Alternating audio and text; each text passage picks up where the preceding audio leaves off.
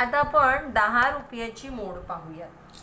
10 रुपयाची मोड करताना आपण 1-1 रुपयाची आधी 10 नाणी घेऊयात. बघा 1 2 3 4 5 6 7 8 9 आणि हे 10.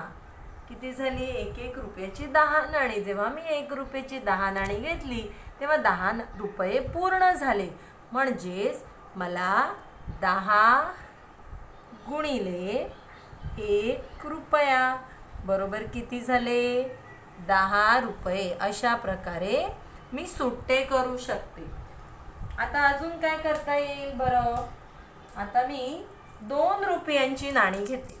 बघा हा, 2 रुपयांची नाणी 1 2 3 4 आणि 5. बघा मोजा बरं.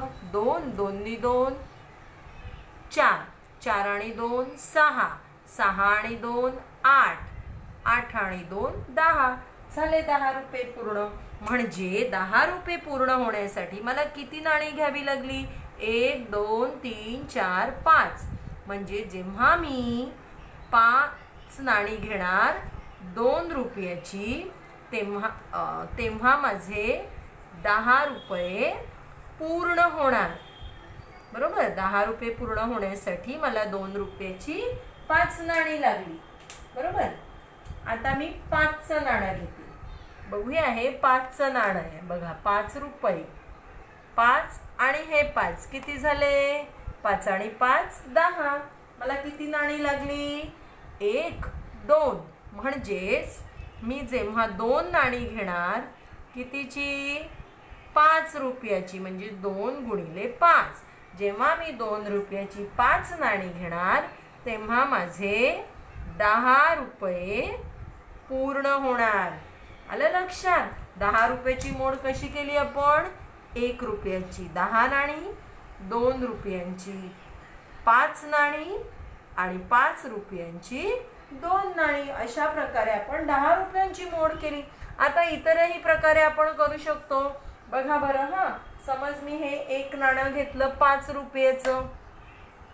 त्याच्या पुढे अजून मला 10 पूर्ण करण्यासाठी मी घेतले 6 7 8 9 आणि 1 रुपयाचं नाणं घेतलं. किती झाले? बघा 5 6 7 8 9 आणि 10.